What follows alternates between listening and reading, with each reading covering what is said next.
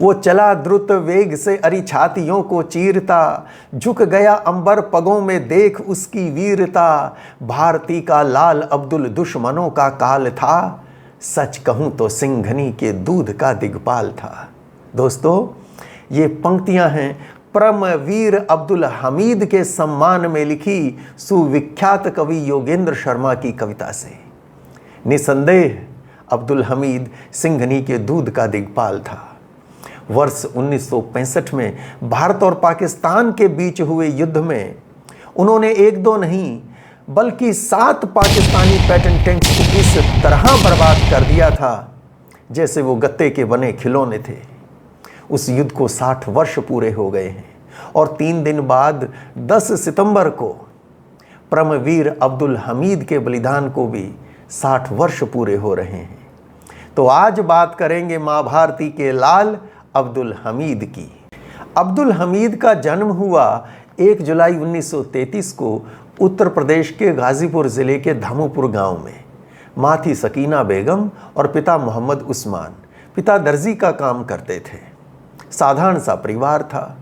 गांव के ही स्कूल में अब्दुल हमीद की प्राथमिक शिक्षा हुई और उसके बाद देवा के जूनियर हाई स्कूल में एडमिशन लिया, जहां से इन्होंने 8वीं पास की। इनको बचपन से ही कुश्ती, तैराकी, शिकार करना और गतका का बड़ा शौक था। गतका दोस्तों एक मार्शल आर्ट होती है लाठी की। आत्मरक्षा के लिए उन दिनों गांव में ये बड़ा पॉपुलर गेम हुआ करता था।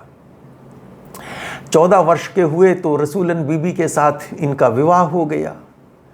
अब ये पिता के साथ ये भी दर्जी का काम करते थे और जीवन सामान्य रूप से आगे चल रहा था। परिवार का भरण पोषण उस तरह ये कर रहे थे, पर मन में कुछ टीस थी, कुछ कमी थी कि कुछ बड़ा करना है जीवन में।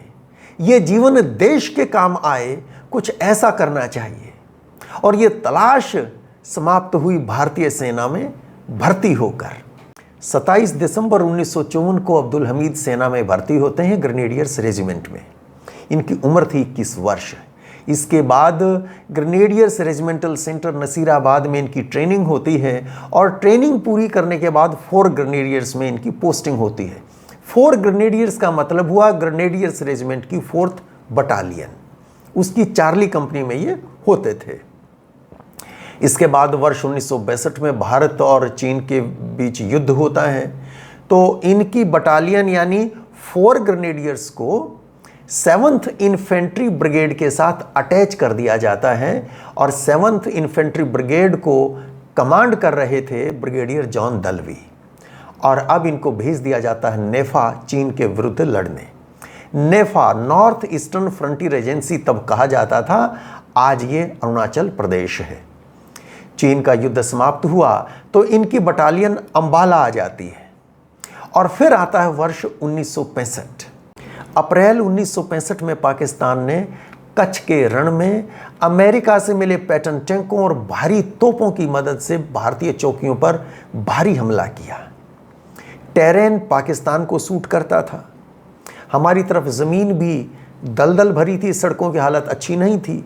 और बात करें रेलवे स्टेशन की तो नियरेस्ट रेलवे स्टेशन था भुज में, जो 110 मील दूर था बॉर्डर से।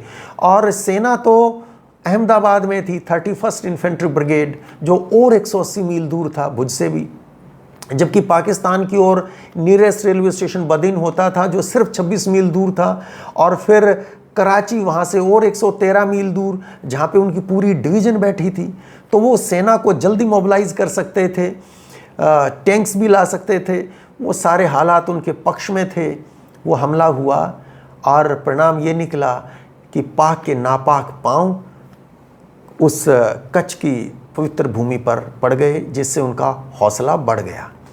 उस टाइम पाकिस्तान के राष्ट्रपति होते थे जनरल अयूब और विदेश मंत्री थे जुल्फ़िकार अली भुट्टो। भुट्टो को लगता था यही मौका है भारत पर आक्रमण करके कश्मीर छीनने का। तो उन्होंने योजना बनाई और उनके एक मेजर जनरल अख्तर हुसैन मलिक होते थे, मेजर जनरल थे, वो डिविजनल कमांडर थे। वो भी उस प्लानिंग का हिस्सा थे, बल्कि वो प्लानिंग तो सारी उन्होंने ही बनाई थी। वर्ष 1965 में कश्मीर में कुछ दो घटनाएं भी घटी ऐसी।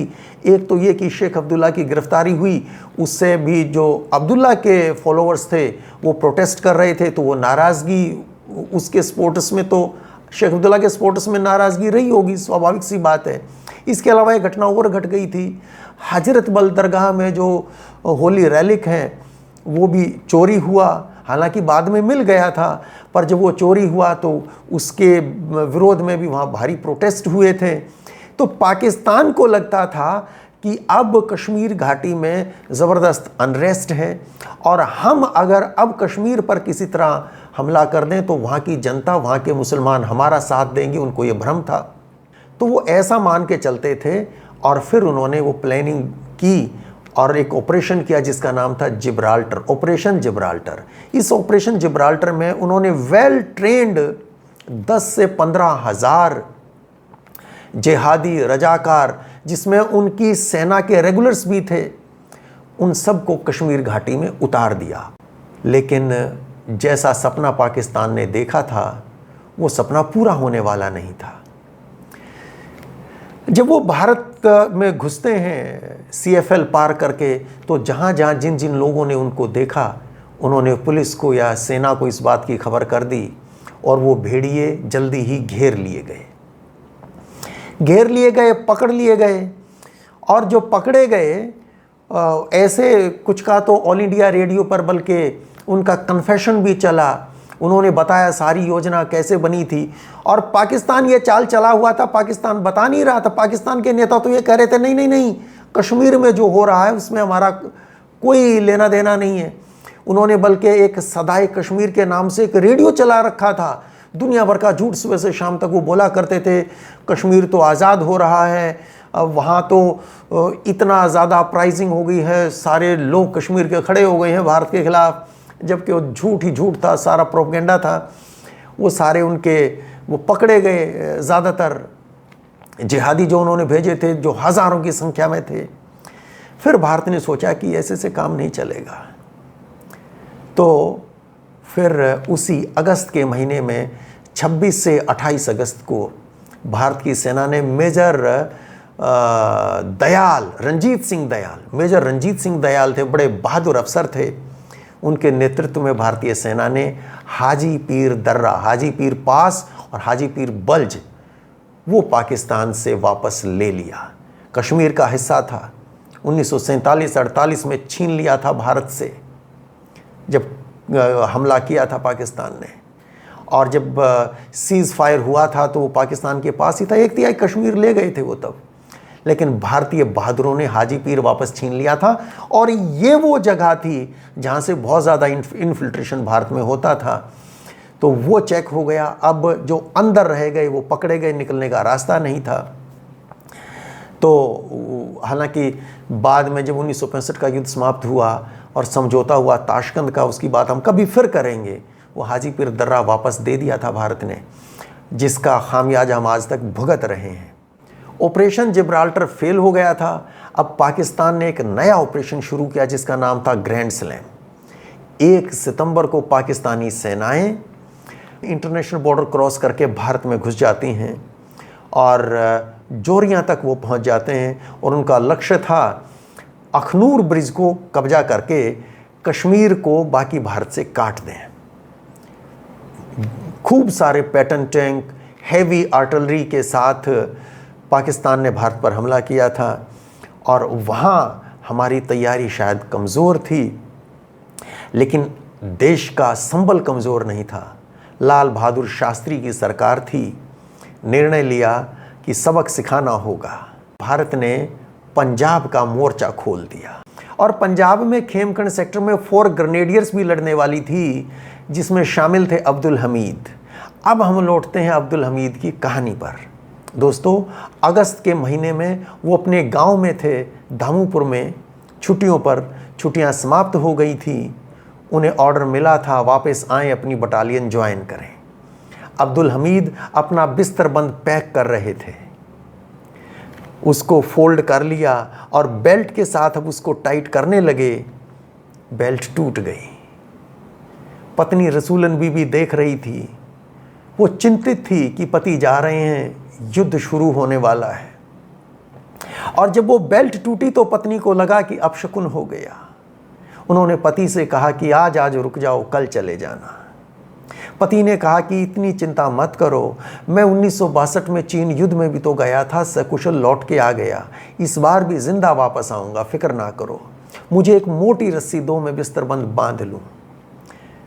पत्नी की आंखों में आंसू थे, रस्सी दी, पति ने बिस्तरबंद बांध लिया और फिर चलने लगे। परिवार के लोग साथ थे। रेलवे स्टेशन तकरीबन 4 किलोमीटर दूर था जहां से ट्रेन पकड़नी थी। एक दोस्त था बच्चू सिंह, वो भी साथ था। बच्चू सिंह ने साइकिल पर इनका ट्रंक रखा, लोहे का ट्रंक भी जैसा फौजियों के पास होता है, वो लोहे का ट्रंक था, वो साइकिल पर रखा, इनका बिस्तर बंद रखा और चल पड़े। थोड़ी सी दूर चले थे कि साइकिल की चेन टूट गई। जब वो चेन टूटी तो फिर सबको लगा कि ये फिर से अपशकुन हुआ है और फिर सब कहने लगे, हमीद आज रुक जाओ, जिद ना करो, कल चले जाना।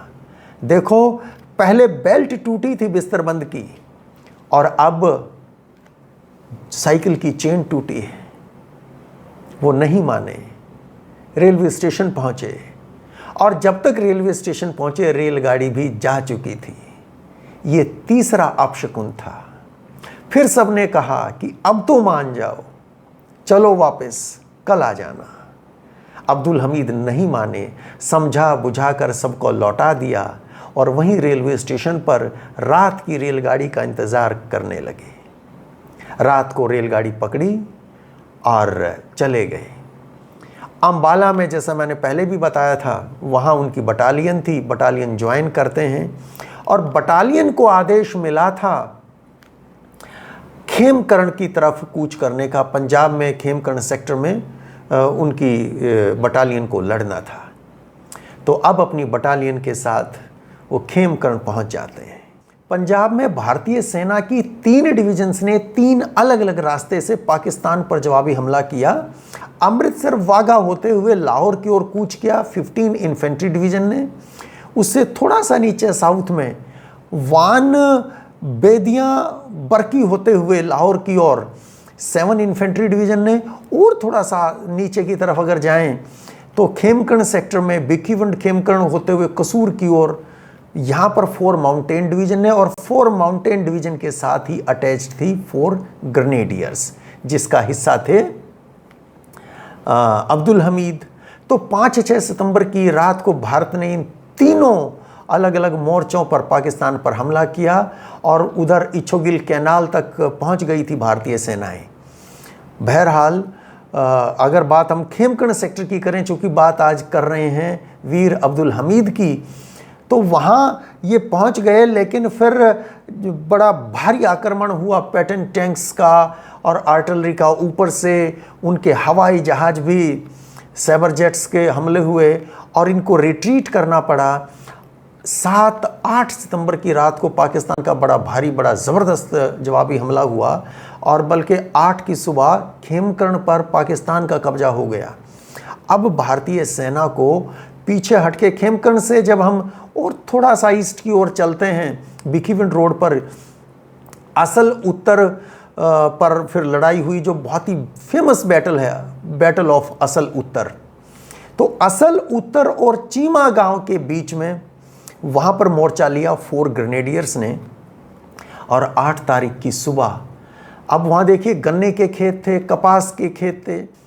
अब 4 ग्रेनेडियर में क्या थे उनके पास? ये तो इन्फेंट्री रेजिमेंट थी, या तो 303 राइफल्स थी, या फिर रिकॉयलेस गन थी जो जीप्स के ऊपर माउंटेड थी। और ऐसी ही एक रिकॉयलेस गन के इंचार्ज थे कंपनी क्वार्टर मास्टर हवलदार अब्दुल हमीद। इन्होंने भी वहाँ खेतों में फसल की आड़ में अपनी जीप को तैनात कर रखा था। और फिर कुछ देर के बाद ये देखते हैं कि इनके तरफ सामने पाकिस्तान की ओर से पैटर्न टैंक्स चले आ रहे हैं, 3 पैटर्न टैंक्स आ रहे हैं और ये अपनी रिकॉयलेस गन को उस ज़माने में देखिए सबसे मॉडर्न टैंक माने जाते थे। अमेरिका को भी बड़ा अभिमान था अपने टैंक्स पर। हमारे पास उनके मुकाबले के टैंक्स हमारे पास नहीं थे। हमारे पास तो सेकंड वर्ल्ड वार के थे, सेंचुरियन जैसे टैंक्स थे या शर्मन थे। खैर, ये रिकॉयलेस गन एक लिए हुए 106 mm की रिकॉयलेस गन, और उसका निशाना इन्होंने लगाया पहले पैटर्न टैंक पे, वो बर्बाद हो गया। और जैसे ही वो पहला टैंक बर्बाद हुआ तो पीछे के दोनों टैंक्स पर जो पाकिस्तानी सैनिक थे वो अपने टैंक वहीं छोड़कर भाग गए। कुछ देर के बाद फिर हमला होता है और उस दूसरे हमले में फिर से 3 टैंक आते हैं और फिर अब्दुल हमीद बर्बाद कर देते हैं आगे वाले टैंक को, और पीछे वाले दोनों टैंक्स को छोड़ के पाकिस्तानी सैनिक फिर भाग खड़े होते हैं। तो 8 सितंबर को अब्दुल हमीद 2 पाकिस्तानी टैंक्स को बर्बाद कर देते हैं और 4 पर सवार सैनिक भाग जाते हैं। और ये कारनामा किया था इन्होंने आरसीएल गन के साथ। देखिए, आरसीएल गन के बारे में ऐसा कहा जाता है कि जब इससे गोला छोड़ा जाता है तो पीछे की तरफ भी शोला बहुत दूर तक जाता है, और उसका असर ये होता है कि ये आसानी से डिटेक्ट हो जाती है। वो पीछे की तरफ जो शोला जाता है वो दिखाई दे जाता है। तो कहते हैं कि एक निशाना भी सही लगा दो तो सोच लीजिए इन्होंने अपना काम पूरा कर दिया। पर यहाँ तो ये 8 सितंबर को 2 टैंक बर्बाद कर चुके थे। खैर, 9 की सुबह सैबर जेट विमानों से पाकिस्तान ज़बरदस्त हमला करता है। ये जो चार्ली कंपनी थी, 4 ग्रेनेडियर की चार्ली कंपनी, जिसमें अब्दुल हमीद हैं, इसको कमांड कर रहे थे लेफ्टिनेंट हरीराम जानू, जो बाद में कर्नल बनते हैं।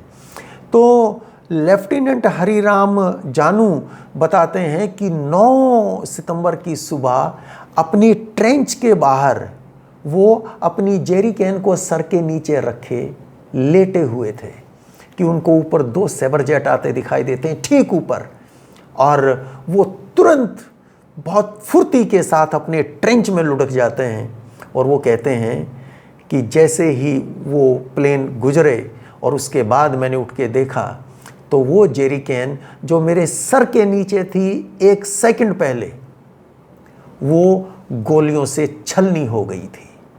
तो ऐसा मिरेकुलस एस्केप हुआ था हरीराम जानू का। बहरहाल, अभी सैबर जेट गए ही थे कि फिर टैंक्स का आना शुरू हो जाता है, और 9 सितंबर को भी बड़ी कुशलता के साथ, बड़ी बहादुरी के साथ अब्दुल हमीद 2 और टैंक्स को बर्बाद करते हैं। तो 8 सितंबर और 9 सितंबर को 4 पैटर्न टैंक इनकी आरसीएल गन के निशाने पर आ चुके, भेंट चढ़ चुके। और फिर असली लड़ाई होती है मित्रों 10 सितंबर को। 10 सितंबर को 3-3 की फॉर्मेशन में पैटर्न टैंक्स आते हैं, और ये अपनी आरसीएल गन से पहले टैंक को बर्बाद कर देते हैं। और इस पहले टैंक को लीड कर रहे थे उनके जो रेजिमेंटल कमांडर थे, पैटर्न टैंक्स की जो रेजिमेंट थी उसके कमांडर थे फर्स्ट टैंक पर। ये फर्स्ट टैंक को बर्बाद कर देते हैं और उसके बाद दूसरा टैंक भी बर्बाद कर देते हैं। और फिर तब तक इनकी पोजीशन देखी जा चुकी। अब ये तीसरे टैंक की तरफ निशाना लगाते हैं। इतना समय नहीं है कि ये अपनी आरसीएल जीप को वहाँ से शिफ्ट कर जाएं, शिफ्ट करने का मौका नहीं मिला। तो तीसरे टैंक पर अब्दुल हमीद निशाना लगाते हैं। इधर इनकी गन टैंक पर निशाना लगा रही है और उधर से टैंक इनकी जीप पर निशाना लगा रहा है पाकिस्तान का वो टैंक। दोनों से एक साथ इधर अब्दुल हमीद की आरसीएल गन से निकला गोला पाकिस्तान के टैंक को बर्बाद करता है, तो उधर पाकिस्तान के उस तीसरे पैटर्न टैंक से निकला गोला इनकी जीप को उड़ा देता है। और वीर अब्दुल हमीद शरीर टुकड़े टुकड़े हो जाता है और उनके रक्त की बूंदों से असल उत्तर की वो ज़मीन पवित्र हो जाती है। अब्दुल हमीद शहीद हो जाते हैं। और ये दुनिया में शायद अकेला कारनामा था जब एक आरसीएल गन से किसी सैनिक ने 1 नहीं, 2 नहीं, 3 नहीं, कुल 7 पैटर्न टैंक बर्बाद कर दिए थे। जिस टैंक पर अमेरिका और पाकिस्तान को इतना अभिमान था, हमारे उस फौलादी हौसले वाले अब्दुल हमीद के हौसले ने 7 टैंक अपनी आरसीएल गन से बर्बाद कर दिए थे। असल उत्तर की वो लड़ाई इतनी ज़बरदस्त हुई थी कि कुल मिला के तो ये तो 7 तो अकेले अब्दुल हमीद ने उड़ा दिए थे, कुल मिला के वहाँ 70 से ज़्यादा पाकिस्तानी टैंक तबाह हुए, बहुत सारे बर्बाद हो गए और बहुत सारे को पाकिस्तानी सैनिक छोड़ के भाग गए थे।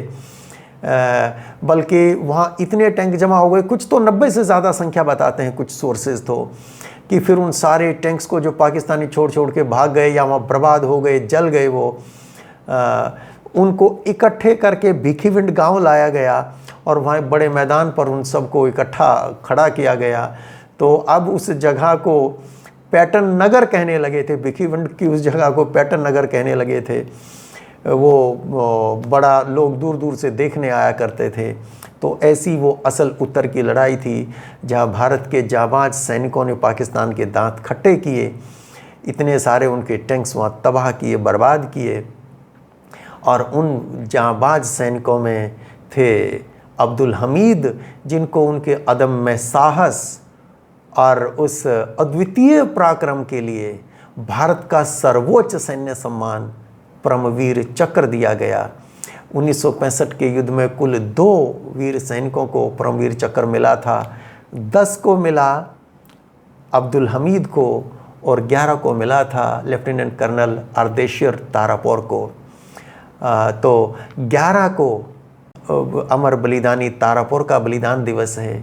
आज के दिन हम नमन करते हैं, याद करते हैं भारत माँ के दोनों वीर बेटों को, परमवीर अब्दुल हमीद को 10 सितंबर को जिनका बलिदान दिवस है, और 11 सितंबर लेफ्टिनेंट कर्नल अर्देशिर तारापुर उनका बलिदान दिवस है।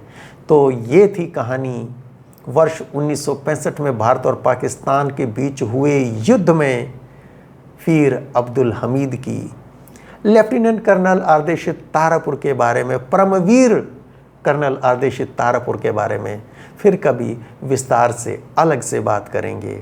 आज के लिए इतना ही। ये जानकारी कैसी लगी कमेंट बॉक्स में लिखकर ज़रूर बताइए। जय हिंद, जय भारत।